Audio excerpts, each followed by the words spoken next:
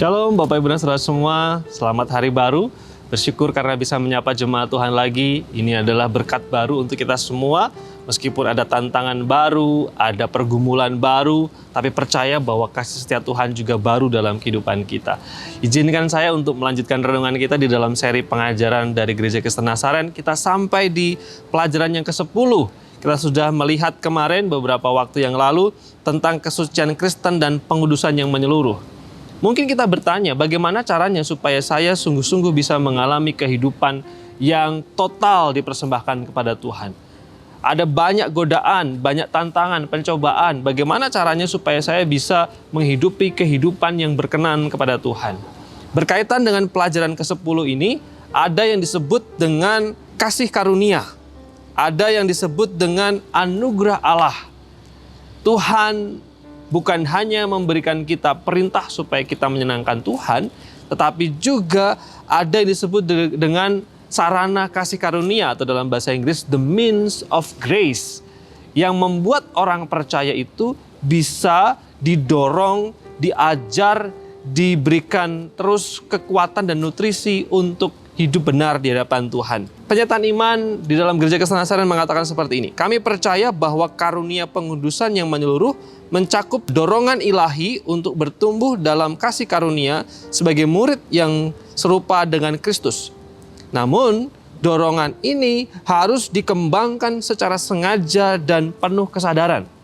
Roh Kudus memang bekerja dalam kehidupan orang percaya, tetapi saya dan saudara sebagai orang percaya perlu merespon dan mengembangkan secara sengaja kasih karunia Allah itu, kesempatan itu, hidup kudus itu harus secara sengaja kita kembangkan dan upayakan. Dengan berpartisipasi dalam sarana kasih karunia, ini yang menarik. Cara untuk terus mengembangkan dorongan untuk hidup kudus dan benar di hadapan Tuhan adalah berpartisipasi dalam sarana kasih karunia atau the means of grace. Terutama persekutuan, pemuritan, kegiatan perkembangan rohani, dan sakramen gereja. Ada berbagai macam hal yang bisa kita ikuti berpartisipasi di dalamnya, dan kita yakin ketika saudara mengambil bagian di dalam sarana kasih karunia itu, kita ditolong untuk menyenangkan Tuhan, hidup berkenan di hadapan Tuhan. Sarana kasih karunia biasanya dibagi menjadi 2, sarana kasih karunia kesalehan tetapi juga belas kasihan. Mengupayakan untuk hidup saleh bersama dengan orang percaya yang lain, tetapi juga meneladani Yesus di dalam belas kasihan. Firman Tuhan di dalam 2 Petrus pasal 3 ayat 18 mengatakan, tetapi bertumbuhlah dalam kasih karunia dan dalam pengenalan akan Tuhan dan Juru Selamat kita, Yesus Kristus, baginya kemuliaan sekarang dan sampai selama-lamanya. Tuhan mendorong kita untuk bertumbuh, menyenangkan Tuhan, semakin berkomitmen di hadapan Tuhan. Dan salah satunya adalah mari kita menjadi bagian di dalam kasih karunia Tuhan, yaitu sarana yang Tuhan berikan buat kita. Aktif persekutuan, terlibat di dalam pelayanan, mengambil waktu untuk disiplin rohani dengan berpuasa, berdoa, membaca Alkitab, kelompok-kelompok pemuritan, lalu kemudian juga bersama-sama dengan orang percaya menyatakan belas kasihan. Ini akan menolong kita untuk bertumbuh di dalam iman.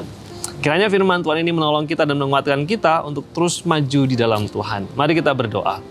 Bapa, terima kasih atas kesempatan yang Tuhan berikan. Kiranya apa yang kami pelajari meneguhkan iman dan percaya kami terus bertumbuh di dalam Tuhan. Berkat-Mu atas jemaat Tuhan yang sakit Tuhan sembuhkan, yang sedang berkekurangan Tuhan cukupi, yang sedang punya beban Tuhan berikan jalan keluar.